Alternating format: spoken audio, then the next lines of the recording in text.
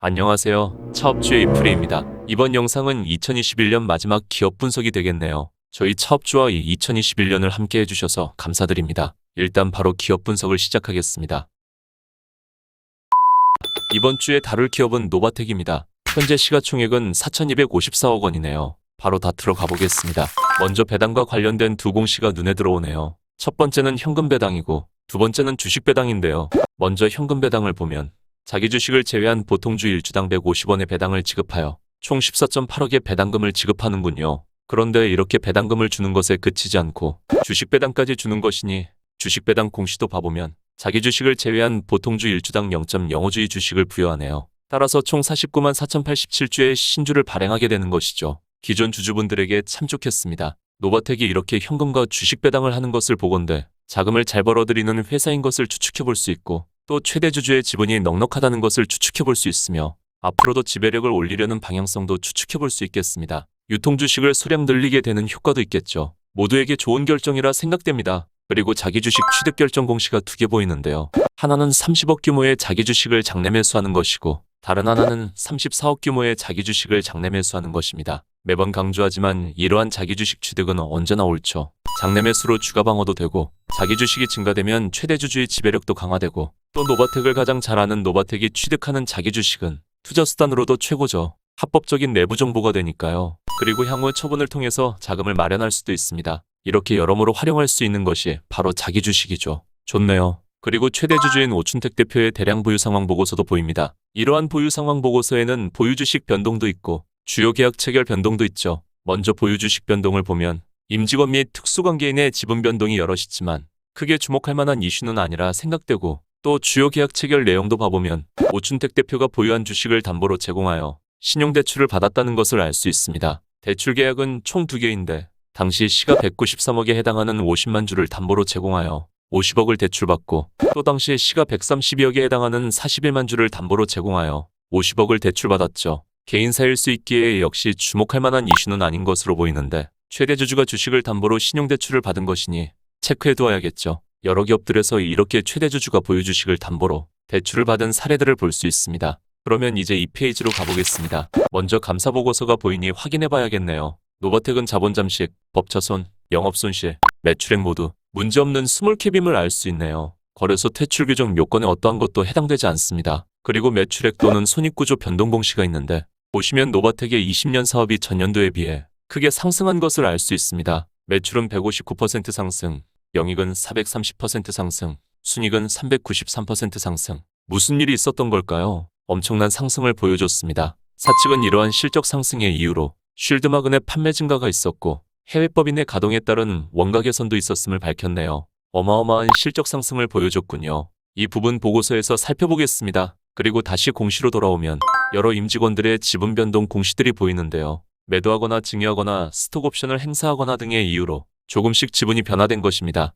그리고 이러한 지분 변동 공시 중에서 봐야 할 것이 있는데 그건 바로 오춘택 대표의 보유 상황 보고서입니다. 보시면 강원자석기술의 지분 변동과 오춘택 대표 그리고 박민아 씨의 지분 변동이 보이는데 교환사채의 권리 행사로 인해 지분이 변동된 것이 보이죠. 그러면 이렇게 추측해 볼 수 있네요. 노바텍 주식을 가지고 있던 강원자석기술이 교환사채를 발행했고 이 교환사채에는 콜옵션이 껴있었겠죠. 이 공시는 이 교환사채에 콜옵션을 행사한 것인데 오춘택 대표가 대부분을 행사했고 일부는 콜 권리를 박민아 씨에게 지정한 이후에 박민아 씨가 콜옵션을 행사한 것이겠죠. 강원자석기술의 경영권은 오춘택 대표가 가진 모양이네요. 결과적으로 강원자석기술이 가지던 노바텍 주식을 오춘택 대표와 박민아 씨가 가지게 된 것입니다. 박민아 씨는 특수관계인으로 분류되는데 오춘택 대표의 배우자로 나오는군요. 오춘택 대표는 60년생이고 박민아 씨는 86년생이므로 둘의 나이차가 상당하네요. 26살 차이군요. 대단합니다. 그러면 이 교환사채에 대해서 한번 살펴보죠. 6페이지로 가보면 종속회사의 주요 사항으로 교환사채 발행 공시가 있죠. 노바텍의 종속회사인 강원자석기술이 143억의 자금을 조달하며 교환사채를 발행한 것입니다. 강원자석기술의 교환사채 발행에 투자한 투자들은 강원자석기술이 가지던 노바텍 71만 9,655주를 2만원의 교환 가격으로 받을 수 있는 권리를 가지게 되었죠. 이렇게 교환사채에 여러 투자자들이 참여했던 것을 알 수 있습니다. 그러나 콜옵션이 20%이기에 투자자들은 80%에 대한 교환 행사를 청구할 수 있었는데 이 투자자들이 차례로 교환 행사를 청구하여 노바텍 주식으로 전부 교환하여 가지게 되었습니다. 앞서 본 오춘택 대표와 박민하 씨의 교환 행사는 나머지 20%에 대한 콜옵션 행사인 것이죠. 교환사채 발행 이후에 무상증자가 있었으므로 교환 가격과 교환 주식 수에는 변화가 있었음도 보입니다. 따라서 강원자석기술이 발행했던 교환사채는 현재 모두 처분되었습니다. 그러나 강원자석기술이 가지던 노바텍 주식은 전량 처분되지 않고 1만 주가 남은 것이 보이죠. 이 이유는 교환사채에 대한 위약사항이 발생되면서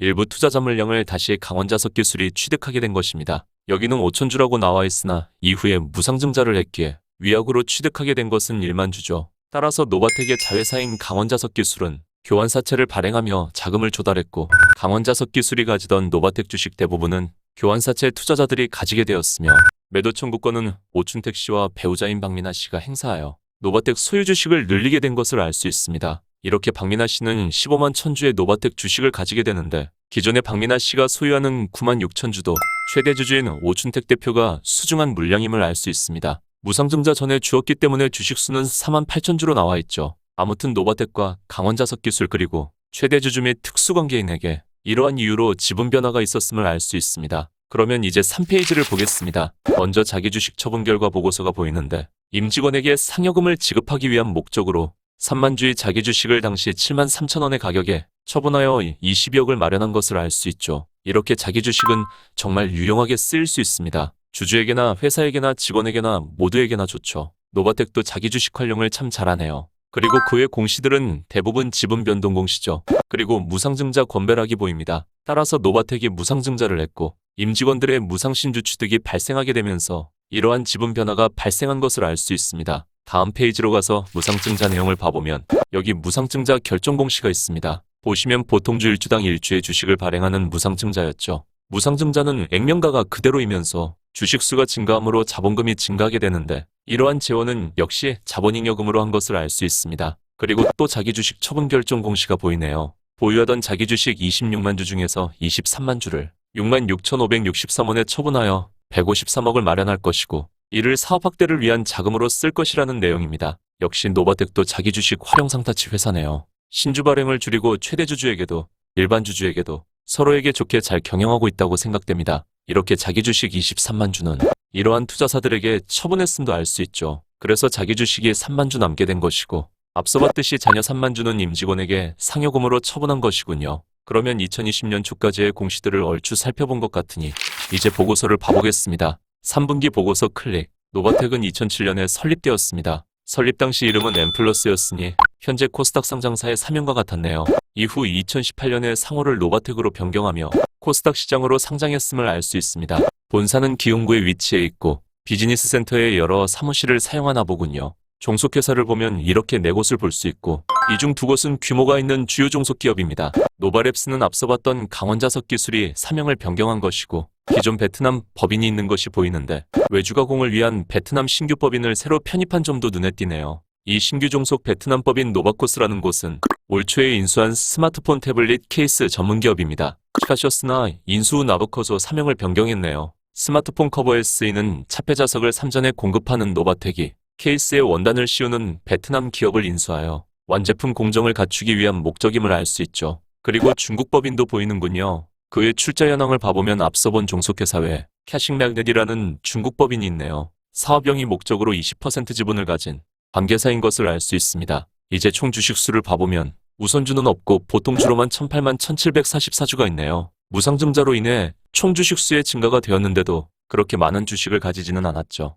또한 작성 기준인 9월 30일에는 자기 주식이 없었지만 이후에 2번의 자기 주식 취득을 했기 때문에 현재는 이러한 총 주식 중 20만 주의 자기 주식을 가졌음도 알 수 있습니다. 이러한 주식들의 소유 현황을 보면 일단 무상증자로 인해 주식수가 증가한 것이 보이죠. 오춘택 대표가 최대 주주로 계시고 2대 주주인 배우자 박민하 씨도 보이네요. 그리고 앞서 봤듯이 노바랩스의 1만 주도 그대로 보입니다. 그의 임직원들과 오춘택 대표의 특수관계인들도 보이죠. 따라서 최대 주주 및 특수관계인의 지분이 과반을 차지하네요. 넉넉한 지배력을 가지고 있죠. 그의 5% 이상 주주는 없고 1% 이상 주요 주주는 기재하지 않았지만 그 외에도 여러 투자자들이 존재하겠고 최근 2%에 해당하는 자기 주식도 취득했으니 유통주식이 많다고 말하기는 힘들어 보입니다. 노바텍은 무상증자를 한 차례 했지만 추후에 거래가 잠기면 추가 무상증자를 할 수도 있겠네요. 물론 시간은 조금 걸릴 수도 있겠습니다. 그리고 자본금 변동사항을 봐보면 과거부터 증자를 하거나 자본금을 바꿔온 이력들이 보이죠. 얼마 전 채널에 업로드한 기업의 성장 과정 영상에서 보셨듯이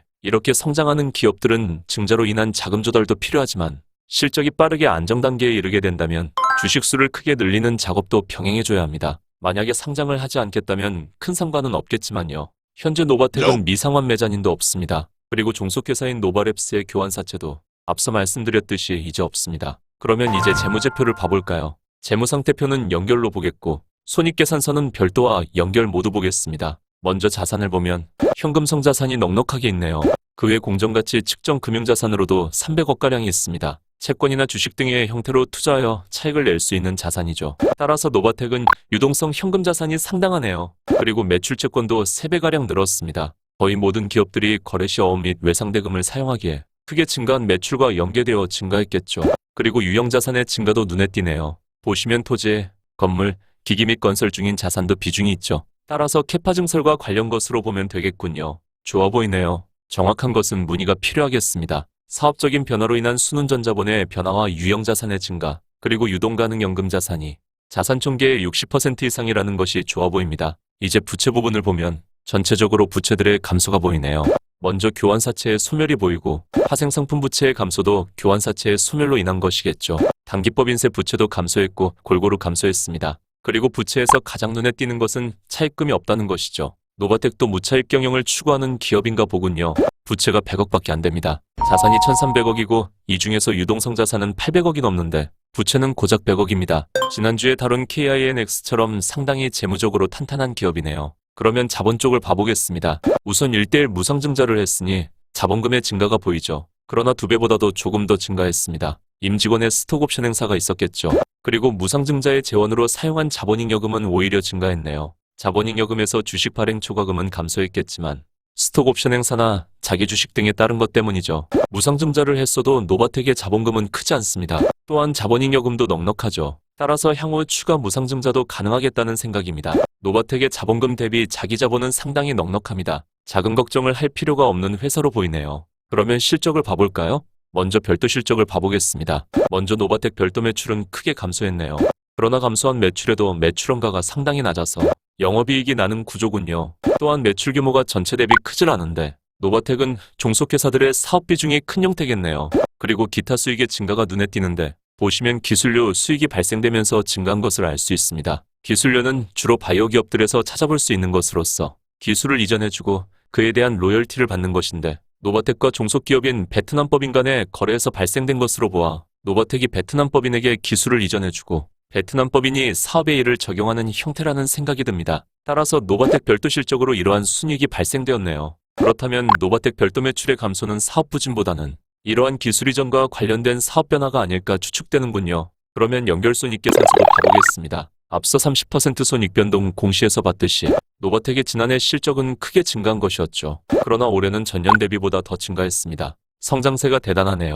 그리고 매출원가를 보세요. 매출을 발생시키는 구조가 상당히 좋습니다. 따라서 영업이익률이 상당히 높은데 영업이익률이 35%가 넘네요. 대단합니다. 게다가 노바텍은 부채가 적고 재무가 탄탄한 기업이기에 이러한 영업이익은 큰 영업의 비용 없이 순이익으로 이어지죠. 노바텍은 재무도 상당히 좋은데 사업 구조가 상당히 좋고 이익까지 크게 발생함으로 갈수록 점점 더 좋아지겠습니다. 그 외로 지분법 이익의 증가도 보이는데요. 앞서 본 중국법인 관계사의 성장으로 인한 것을 알 수 있죠. 이 관계사도 제법 규모가 있는 법인이며 이익이 나는군요. 노바텍이 20%밖에 지분을 가지지 않았기에 지분법 이익은 적지만요. 사업적인 시너지를 낼 수 있는 기업 같아 보이네요. 이제 최근연 도별 그래프로 실적 변화를 봐보면 가장 먼저 작년에 연결 실적이 급성장한 것이 보이죠. 지난해 큰 폭의 성장을 보여줬던 것은 종속기업 덕분이군요. 거의 코로나 수혜기업과도 같은 엄청난 성장을 보였는데요. 보시면 종속회사인 중국법인과 베트남법인의 성장이 눈부십니다. 그 중에서도 특히 베트남법인의 성장이 엄청났네요.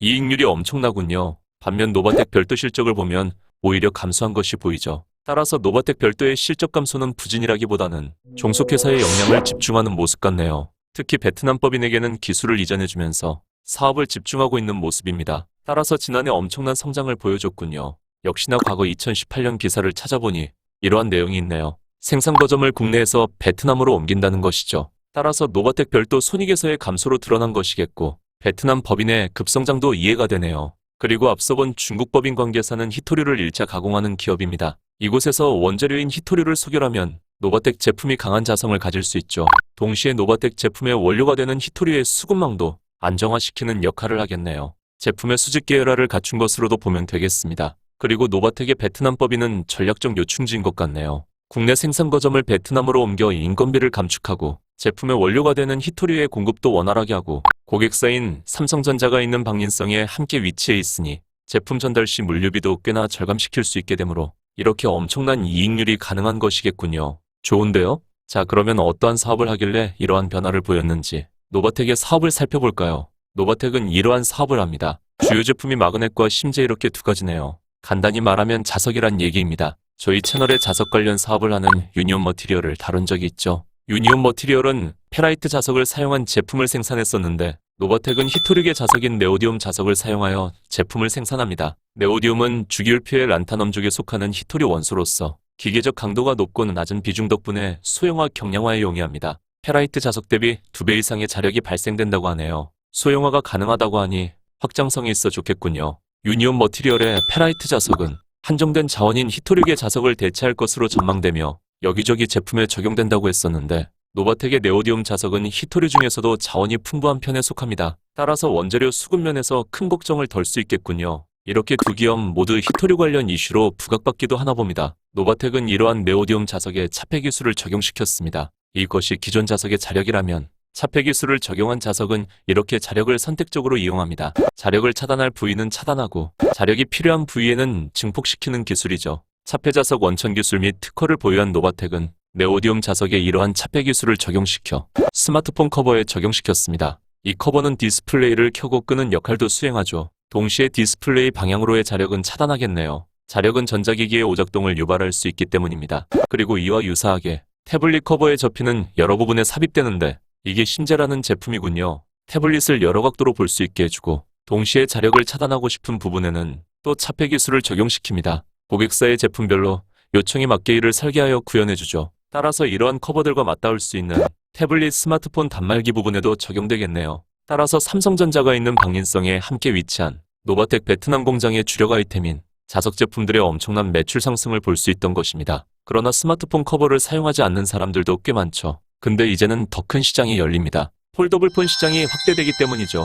폴더블폰을 접고 펴보신 분들은 아시겠지만 접고 펼 때에도 자석이 적용되어 고정되게 해주죠. 따라서 폴더블폰 시장의 확대는 노바텍에게 새로운 성장 동력이 될 수 있겠네요. 또 차폐 기술이 적용된 네오디움 자석은 자동차에도 적용되는데 M사와 국내 H사의 MPS에 공급되고 있습니다. MPS는 자동차 엔진, 자동 변속기 등을 제어하는 ECU에 적용되어 조향장치의 움직임이나 바퀴의 회전수 등 모터 제어를 위한 부품으로 사용되죠. 노바텍은 MPS를 시작으로 모터 쪽으로의 진출도 해갈 것으로 보이지만 기타 매출을 보건대 아직 그런 것을 기대하기는 이르다는 생각도 드네요. 가까이 있는 성장 동력은 폴더블폰이 되겠습니다. 그럼 잊지 말까요? 이프리의 요약 시간입니다.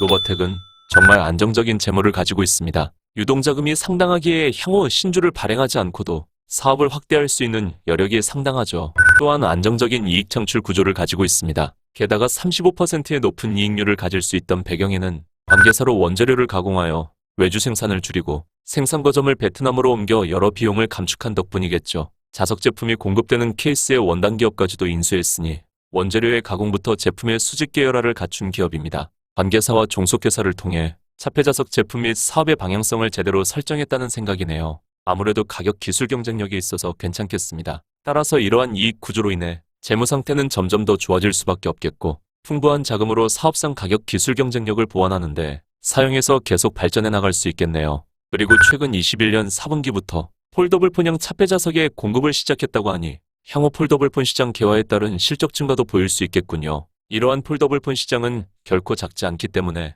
노바텍에게 새로운 성장 동력으로 볼 수 있겠고 또 그 성장 동력이 꽤 가까이에 있겠네요. 게다가 노바텍은 자기 주식을 활용하는 모습이 참 좋아 보이는데 이러한 방향성으로 보아 앞으로도 꾸준히 최대 주주의 지배력을 강화할 것으로 보입니다. 경영 방향성이 이렇다면 회사가 지속적으로 큰 돈을 벌어들이므로 자기 주식을 꾸준히 매입하는 데에 전혀 문제가 없겠죠. 이 점이 상당히 긍정적입니다. 이렇게 사업은 성장하는데 이러한 방향성으로 유통주식 수가 점점 더 감소되면 노바텍은 향후 주가를 낮추고 유통주식은 늘리는 무상증자를 추가로 할 수 있다고 생각됩니다. 그러나 이렇게 많은 장점들을 갖춘 기업이기에 최근 주가는 급등했으므로 이 부분은 주의해야겠죠. 장단점을 나눠보면 이렇게 되겠네요. 노바텍은 안정적인 재무와 손익을 바탕으로 안정적으로 더 큰 성장을 이어갈 수 있겠고 자기 주식의 활용과 최대주주의 지배력 강화는 이러한 사업성을 주가에 더욱 좋게 반영시켜줄 수 있을 거라 생각됩니다. 자, 이렇게 2021년의 마지막 기업 분석도 끝났습니다. 이제 몇 시간 뒤면 2022년이네요. 올 한 해 정말 수고하셨고 잘 버티셨다고 말씀드리고 싶네요. 정말 고생 많으셨고 함께 해주신 모든 분들께 감사 말씀드립니다. 2022년에는 더욱더 나아지는 차업주가 되겠다고 약속드리겠습니다. 커뮤니티에도 글을 남겼지만 2022년에는 EM텍, 네페스아크, 나노신소재 등의 우량 기업들로 시작해서 차츰 미국 기업들의 분석도 이어가겠습니다. 그러면 저는 2022년에 뵙겠습니다. 새해 복 많이 받으세요. 차트 없는 주식 투자였습니다. 감사합니다.